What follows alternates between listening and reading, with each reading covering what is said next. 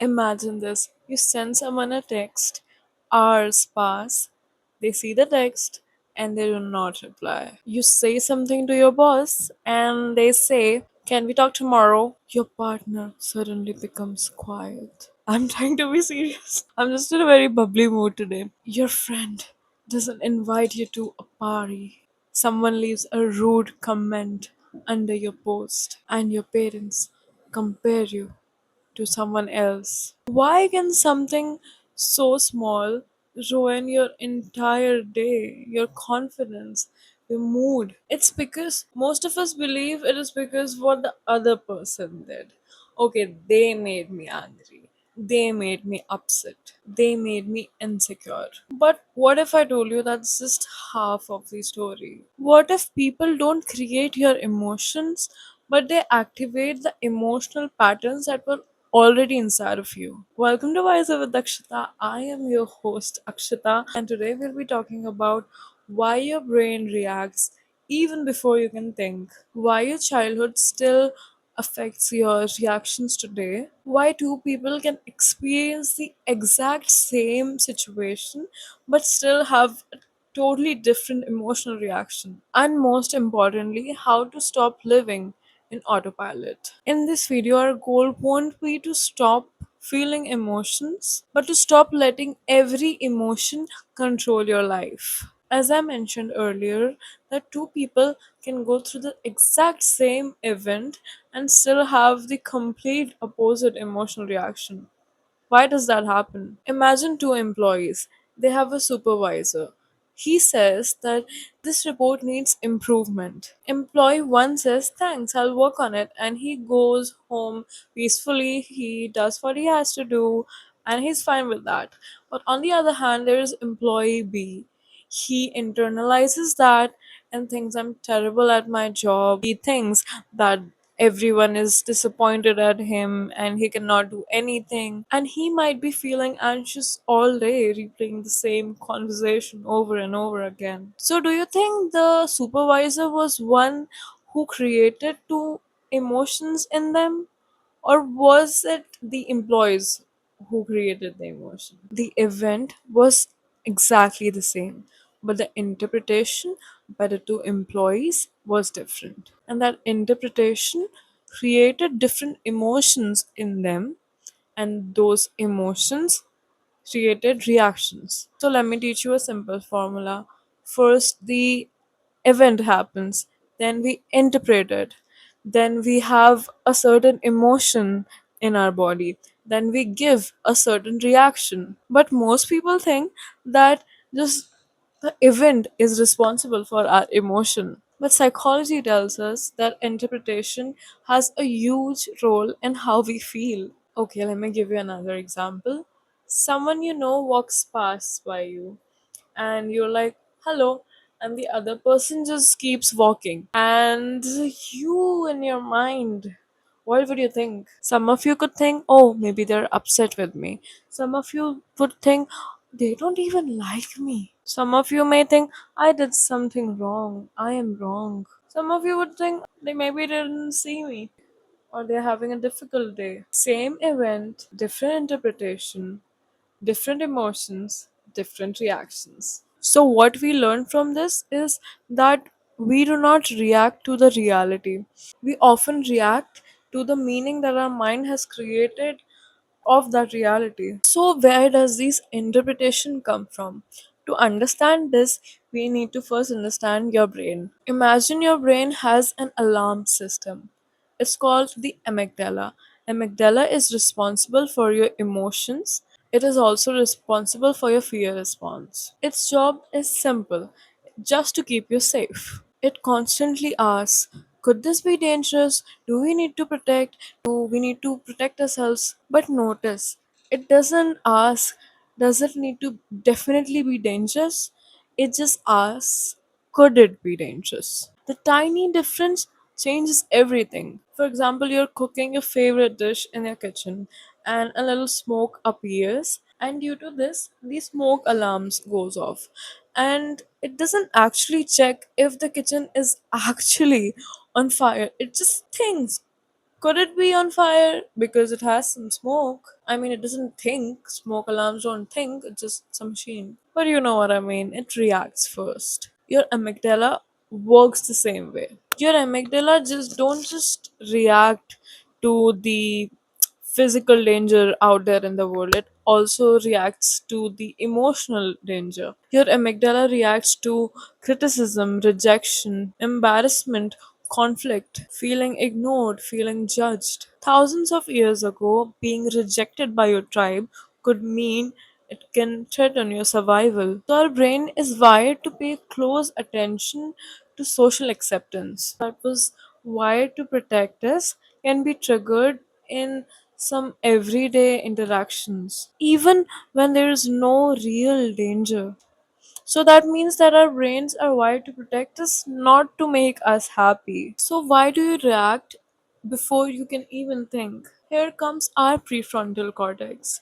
Our prefrontal cortex is responsible for planning, decision making, problem solving, logic. It is the wise part of our brain. When you're calm, you think clearly, you communicate better, you solve problems. But when your amygdala senses a threat, it reacts quickly. Your heart races, your muscle tightens, your breathing pattern changes. And in that moment, it's hard for your thinking brain, your prefrontal cortex, to do its job. And that is why people sometimes say things they regret later.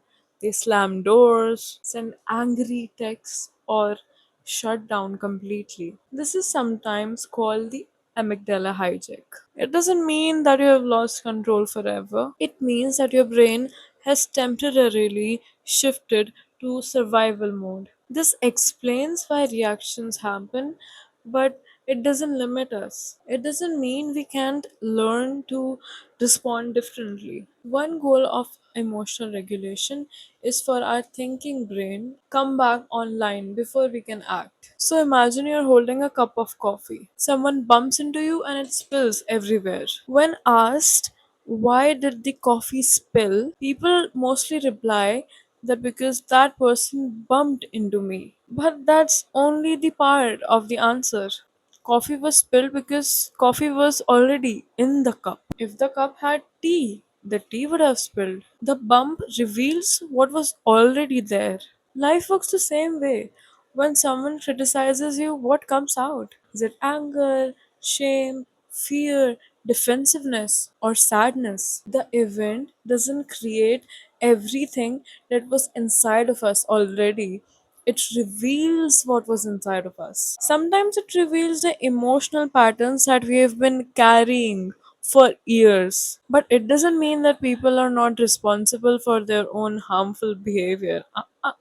That's not right. If someone is abusive, manipulative, or disrespectful, their actions still matter. The point is that our reaction is also influenced by our past experiences, beliefs, and nervous system. But if people are not creating all our reactions, then where is it coming from? Why does one person feel calm and the other person feels overwhelmed by the same situation? To answer that, we need to go back not just to our psychology, but also into our childhood, your conditioning, and the survival techniques that your mind learned long before you even understood your emotions. Our early experiences shape how we interpret the world, not perfectly, not permanently, but powerfully. Imagine a child who grew up in an environment where every mistake resulted into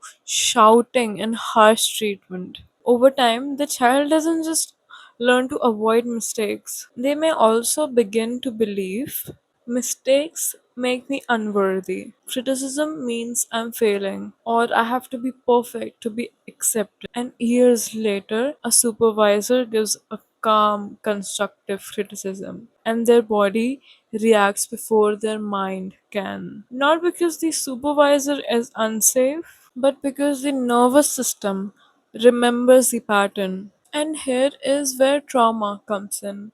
Trauma can involve experiences that overwhelm a person's ability to cope, especially without adequate support. Different people responds differently. This is why two people can experience the same event and still be affected differently. This can also happen because of projection. If someone secretly believes I'm not enough, so now whenever someone seems distracted when they're around, they assume, oh, they're judging me. Sometimes we're responding to our fear instead of the other person's actual behavior. And sometimes we are reacting to today's situation with yesterday's survival strategies. But the beautiful thing is that if these patterns can be learned, then they can also be changed. So, how do you become less emotionally reactive? So, firstly, don't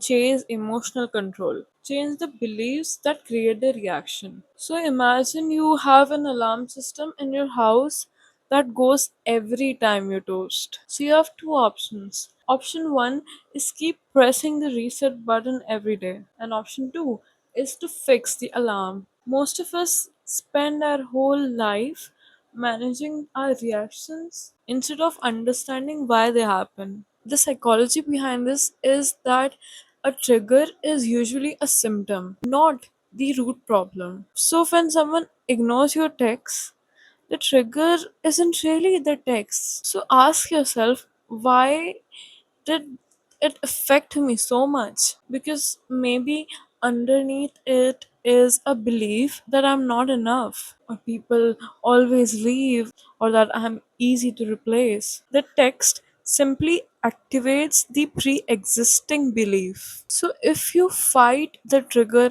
every time, you'll meet it again. But if you heal the belief, the trigger begins to lose its power. So, how to actually change? Number one is get curious instead of defensive. When most people ask, what's wrong?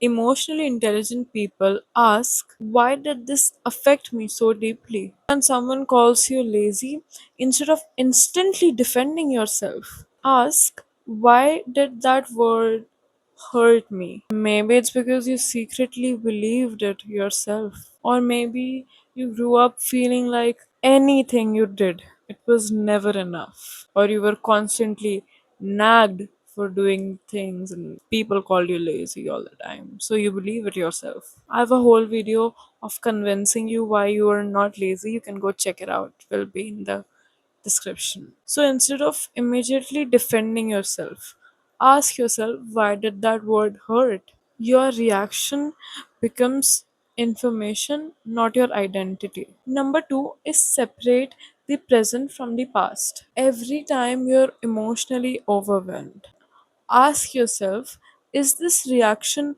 matching my present circumstance? Or is it the old experience or trauma that is making bigger than it actually is? So, for example, if your partner forgets to call you, the fact is that they forgot it. But maybe your reaction could be, they don't care about me. Sometimes the present event is small, but the past gives it an enormous weight. So don't let yesterday's phone write your today's story. Number three is build an identity and not just a habit. Most people focus on what should I do. Instead, ask yourself, who should I become? Because every reaction is to vote for your identity. Instead of asking yourself, should I text this angry paragraph? Most people don't even ask themselves, but still, ask yourself that would the calm, collected, the secure version of myself, would they do this? Would they reply like that? Because identity is more powerful than willpower. When your identity changes, your reaction starts to change naturally as well. We often think that emotional maturity means we would never get triggered. But I don't think that's true. I think emotionally mature people get triggered too. But the difference is they don't build a home inside their trigger. They visit it, they learn from it, and then they leave. What if people who are triggering you the most are also the ones showing you which parts of you needs the most healing? Not because they're right, not because their behavior is okay.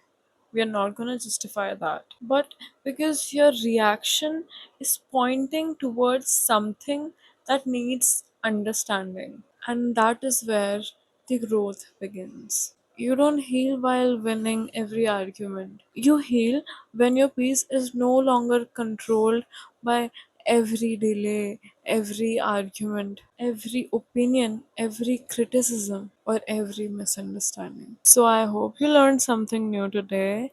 And if you like this video, you can check out my other videos. And I'll see you next in the next video, I guess. Yeah, I'll see you next in the next video. And bye bye bye bye bye. I started posting reels which was a little like out of my comfort zone, and I also posted it as short, and I hope you like it. Okay, I love you. Bye.